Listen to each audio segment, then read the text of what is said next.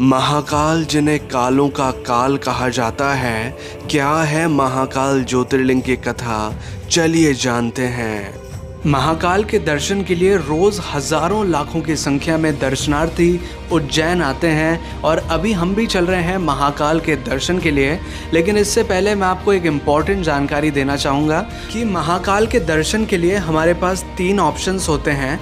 पहला कि हम फ्री दर्शन करें, जिसमें कि हमें किसी तरह का शुल्क नहीं देना होता और हम महाकाल के दर्शन कर सकते हैं। और दूसरा ऑप्शन होता है शीघ्र दर्शन का, जिसके लिए हमें 250 रुपीज़ यानी कि 250 रुपये पे करने होते हैं टिकट काउंटर पर, और एक टिकट लेना होता है जिससे कि हमें एक स्पेशल रास्ते का परमिट मिल जाता है, जहां से हम भगवान के दर्शन शीघ्रता से कर सकते हैं। शीघ्र दर्शन का टिकट आप बड़ा गणपति मंदिर के पास में ही बने टिकट काउंटर से परचेज कर सकते हैं, जो कि महाकाल मंदिर से काफ़ी निकट है। और एक तीसरा ऑप्शन होता है स्पेशल दर्शन का, जिसमें कि हमें 750 रुपये का टिकट परचेज करना होता है। और इस ऑप्शन से बेनिफिट हमें ये मिल पाता है कि हम गर्भगृह में जाके भगवान के दर्शन कर सकते हैं।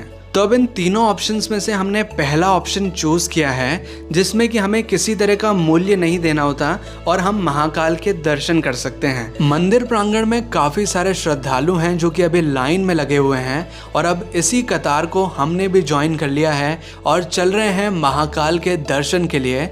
लेकिन जब तक कि हम महाकाल मंदिर तक पहुँचें, मैं आपको महाकाल की कथा सुनाना चाहूँगा कि किस तरह से तीसरे ज्योतिर्लिंग के रूप में महाकाल यहाँ प्रकट हुए।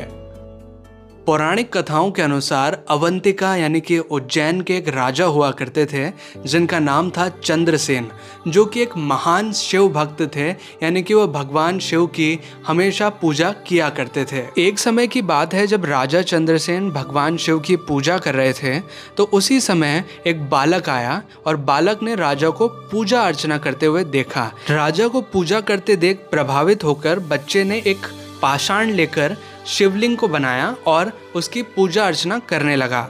और बच्चा भगवान शिव की पूजा में इतना लीन हो गया कि उसे खाने पीने की भी सुध न रही। ये देखकर बच्चे की माँ ने उस पत्थर को वहां से उठा फेंका। इससे बच्चा दुखी हुआ, लेकिन फिर भी भगवान का नाम जपता रहा। लेकिन कुछ समय बाद बच्चा भूख प्यास की वजह से मूर्छित हो गया। लेकिन जब बच्चा मूर्छा अवस्था से जागृत हुआ तो उसने देखा कि जिस स्थान पर उसकी माँ ने उस पत्थर को फेंका था, उस स्थान पर एक भव्य मंदिर बन चुका है, जिसके अंदर ज्योतिर्लिंग स्थापित है। और इसी समय के आसपास राजा चंद्रसेन पर पड़ोसी राज्यों ने एक शक्तिशाली राक्षस दूषण की सहायता से हमला किया और राजा का खजाना लूटकर सभी शिव भक्तों को काफी परेशान किया। ये देखकर राजा चंद्रसेन भगवान शिव की शरण में गए और उनसे रक्षा की प्रार्थना की, और फिर भगवान शिव महाकाल रूप में प्रकट हुए और दूषण नामक राक्षस का अंत किया। और फिर भक्तों ने प्रार्थना की भगवान से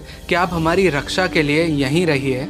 तो भगवान शिव ने उनकी प्रार्थना स्वीकार की और महाकाल ज्योतिर्लिंग रूप में यहीं रहे। इसी वजह से हम कहते हैं उज्जैन को महाकाल की नगरी। तो अब महाकाल की कथा सुनते हुए हम पहुंच चुके हैं मंदिर परिसर के मुख्य भाग में, जहां से हम महाकाल के दर्शन कर सकते हैं। रोजाना महाकाल का अलग अलग तरह से श्रृंगार किया जाता है, जिससे कि हम महाकाल के अलग अलग रूपों के दर्शन कर सकते हैं।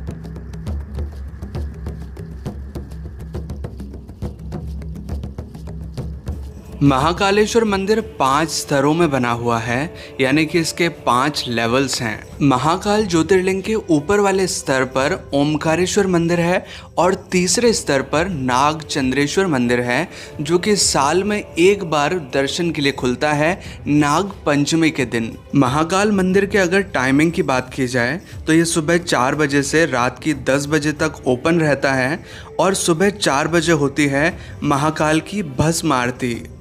तो अब हम महाकाल के मुख्य मंदिर से बाहर आ चुके हैं और चल रहे हैं मंदिर के बैक साइड एरिया की ओर, जहां पर और भी कई सारे मंदिर बने हुए हैं, जिनमें वृद्धकालेश्वर और अनादि कल्पेश्वर मंदिर भी शामिल हैं। तो अब सभी मंदिरों में दर्शन करने के बाद हम आ चुके हैं बाहर की ओर, जहां बना है महाकाल महालोक, जो कि काफ़ी बड़े एरिया में बनाया गया है और यहाँ कई सारे देवी देवताओं की विशालकाय प्रतिमाएं स्थापित हैं।